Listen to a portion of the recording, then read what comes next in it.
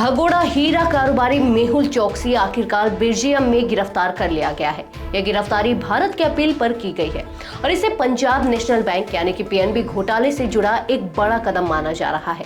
करीब 13,500 करोड़ रुपए के इस घोटाले में चोकसी मुख्य आरोपी है।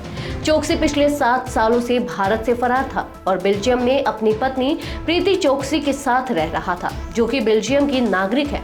अब भारत की कोशिशें तेज हो गई हैं, उसे जल्द से जल्द प्रत्यर्पित कर देश वापस लाया जाए। नमस्कार, मैं हूं विजय श्री और आप देख रहे हैं यूपी न्यूज। आज की रिपोर्ट में हम बात करेंगे मेहुल चोकसी के इस बहुचर्चित घोटाले, उसके भागने की कहानी, अंतर्राष्ट्रीय साजिशों, बेल्जियम में उसकी गिरफ्तारी और भारत में लाने की कोशिशों की। चोकसी की कंपनी गीतांजलि जेम्स ने नीरव मोदी के साथ मिलकर पीएनबी के मुंबई स्थित ब्रेडी हाउस ब्रांच से फर्जी लेटर ऑफ अंडरटेकिंग यानी कि एलओयू के जरिए बैंक से कर्ज लिया और विदेशों में पैसे ट्रांसफर कर दिए। एलओयू की अवधि 1 साल तक दिखाई गई, जबकि आरबीआई के नियमों के अनुसार इसकी अधिकतम अवधि 90 दिन होती है। इस तरह बैंकिंग इतिहास के सबसे बड़े घोटाले को अंजाम दिया गया। सीबीआई और ईडी ने अब तक उसके खिलाफ कई आरोप पत्र दायर किए हैं। चोकसी 2017 में भारत से भागकर एंटीगुआ और बारबुडा पहुंचा और जनवरी 2018 में वहां की नागरिकता हासिल कर ली। इससे पहले ही पीएनबी घोटाले का पर्दाफाश हुआ और भारत ने उसके खिलाफ इंटरपोल रेड कॉर्नर नोटिस जारी किया। चोकसी ने प्रत्यर्पण के खिलाफ अपील की और एंटीगुआ के प्रधानमंत्री ने भी कहा था कि कानूनी प्रक्रिया पूरी होते ही उसे भारत सौंपा जाएगा। 2021 में चोकसी डोमिनिका में गिरफ्तार हुआ था और उसने दावा किया था कि उसे भारतीय एजेंटों ने अपहरण किया और जबरन वहां लाया गया।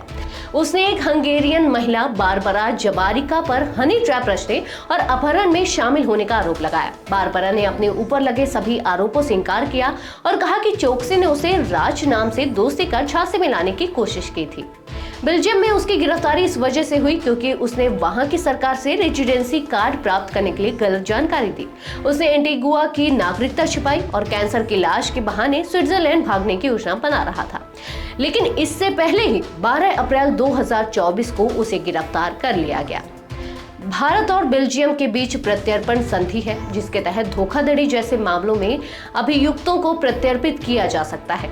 हालांकि इसमें कुछ शर्तें हैं, जैसे दोनों देशों के कानूनों में उस अपराध को समान माना जाना चाहिए और अगर कोई राजनीतिक उद्देश्य जुड़ा हो तो प्रत्यर्पण को रोका भी जा सकता है।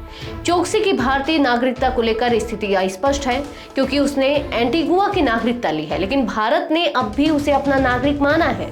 2023 में भारत और बेल्जियम के बीच म्यूचुअल लीगल असिस्टेंस ट्रीटी यानी कि MLAT पर हस्ताक्षर हुए थे, जिससे दोनों देशों के एजेंसियां जांच और दस्तावेजी कार्यवाही में सहयोग कर सकती हैं। इसी ट्रीटी और प्रत्यर्पण संधि का इस्तेमाल करते हुए भारत चोकसी को स्वदेश लाने की तैयारी कर रहा है।